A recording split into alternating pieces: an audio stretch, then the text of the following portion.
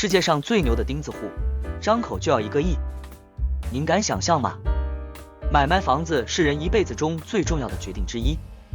有的人是舍不得住了10几年的老房子，而更多的人则是因为价格没有达到预期。今天就带你一起来看看全世界最固执的10个钉子户，他们不愿意卖掉房子的原因是有趣或是奇葩。第10名，华盛顿市中心奥斯汀斯普林斯。在房地产繁荣的鼎盛时期，开发商计划开发公寓和商业楼，而奥斯汀斯普林斯在开发商看中的地皮上拥有一栋小复式，开发商出价近100万美元想要买他的楼，但每一次斯普林格斯都说，这栋楼自1980年开始就是我的工作室，这点钱不够，进而拒绝了他们。后来随着出价的人越来越少，他突发奇想要把这里变成一个披萨店，并发誓要为这条位于华盛顿会议中心东边曾经被遗忘的马萨诸塞大道上的新客提供食物。当时大量现金涌入房地产行业，斯普林斯的反抗一时之间成为了华盛顿和周边地区茶余饭后的话题。4年后，这个街区各种玻璃钢筋、砖瓦筑起的高楼大厦林立，包围了斯普林斯的房子，而他的披萨店一直没开张。他的银行威胁要取消他的房产赎回权，斯普林格斯被迫以100万美元的价格挂卖这处房产，连当初一半的价钱都不到。最终在2011年，他以75万美元的价格出售了这栋房子。第9名，夷陵区洋老头。这栋房子看起来像是经历了一次大爆炸，不知怎么的却依然屹立不倒。这座位于湖北宜昌的3层建筑，位于一个高科技工业园区的工地中间，俨然已经成为中国城市快速发展的牺牲品。这栋孤零零的房子被施工留下的土堆包围着，主人是一位姓梁的老头，而他一直拒绝搬家。2012年，和当地政府长达2年的斗争中，杨老头未能与有关部门就搬迁补偿金额达成一致，开发商随后切断了他的水电。为此，杨老头和他的家人曾短暂地搬到了一处租来的房子里，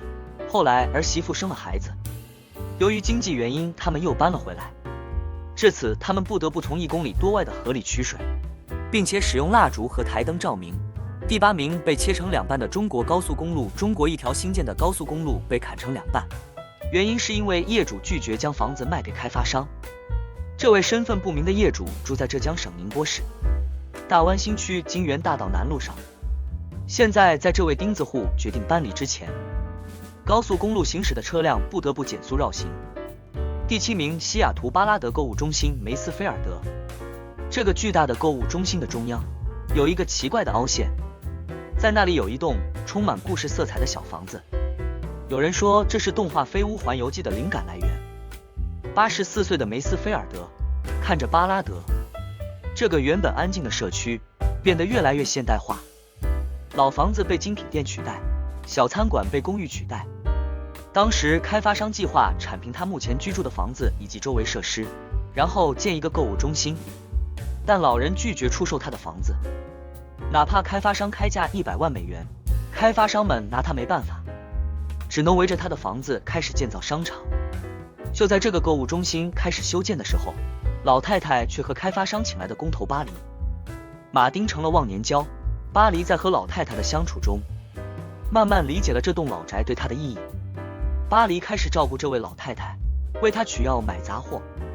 老太太享年87岁，并在她的遗嘱里把这栋房子留给了巴黎。第6名，新马路中间的自建房。罗宝根。罗宝根和他的妻子拒绝了开发商的赔款，坚持住在浙江温岭周边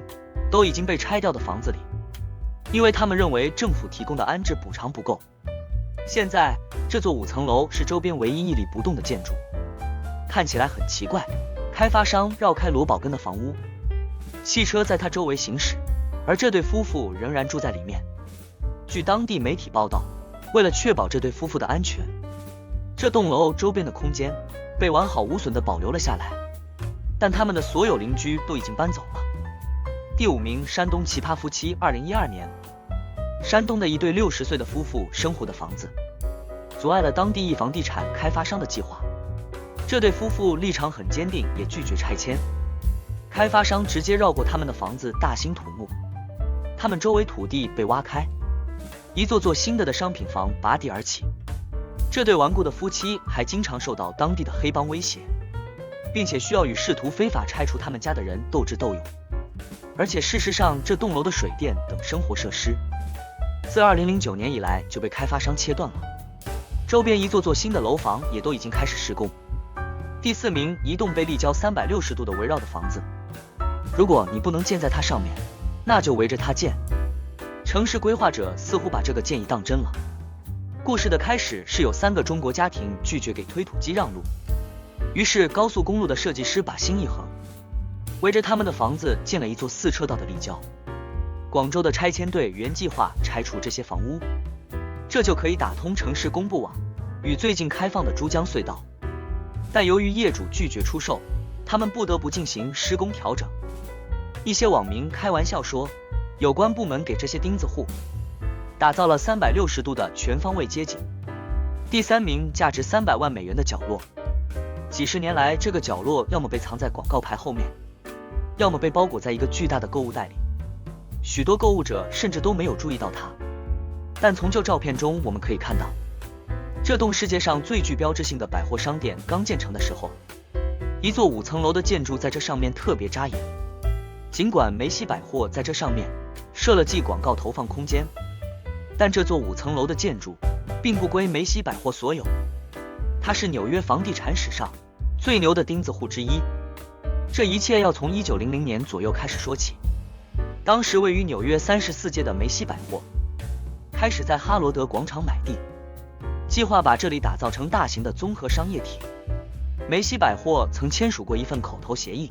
打算买下34号街和百老汇街交汇处的这块地皮，但是一名经纪人却在这中间挖了一块角落里的5层楼，被一个叫罗伯特·史密斯以37万5千美元的价格买下。这在当时是一笔难以置信的数目。有人猜想这个举动是为了阻止梅西百货成为世界上最大的商店。人们普遍认为，就是梅西百货当时最大的竞争。西格尔库珀公司的老板找史密斯这么干的。西格尔琥珀公司随后于1896年在第6大道建了他们认为的世界上最大的商店。第2名，围绕着农场的中国高速。这是一条2014年落成的高速公路，偶尔会有司机们发现自己走着走着前面就没有路了。这条高速被一个农场拦腰截断了，当时大多数居民都接受了政府的赔偿金，支持中国公路的建设。但72岁的谭先生和他71岁的妻子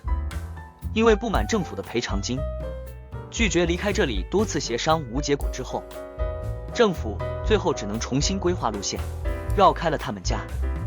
于是就有了现在谭先生的农场和院子，拦截在了中国山东省的高速公路上。那里养了一只山羊和几只鸡，小型客车还可以从农场旁边的辅路通过，而卡车就只能掉头选择别的路线了。最离谱的是，导航 GPS 上并没有此路不通的提示，这让不少司机非常恼火。第1名，日本机场中央的农场。日本东京的成田机场在规划选址的时候包含了民众私有用地，然而出乎意料的，当地农民们并不愿意搬迁，而这块土地恰好位于机场的中央。这块土地离飞机的跑道非常近，飞机每次起飞或降落地面都会有震动。自机场开放以来，每天约有90个航班途经这个机场，起飞或降落时高度通常低至40米，噪音经常超过100分贝，这个音量与高架铁路下的声音相当。然而农民们似乎毫不介意，事情的起因其实是当地的农民对政府在没经过民众同意的情况下私自征用民众土地，企图将他们从自己的家园和农场中驱逐出去，感到非常愤怒。为了这个事情，他们打了一场艰难的法律战，才得以保住自己的房子。通过漫长的协商与劝说，政府最终获得了足够的土地建造成田场，但只有1条跑道，而不是最初计划的3条。机场终于在1978年开放使用。机场开放前2个月还发生了一些小插曲，戴着面罩和头盔的激进分子发起了最后的抗议，他们占领了几乎完工的控制塔，并砸碎了里面的设备。这大概是二战后日本历史上持续时间最长、死亡人数最多的冲突。这场抗争一共持续了39年，13人在这场冲突中丧生。2005年7月，当局宣布放弃劝说最后的7户农民搬迁，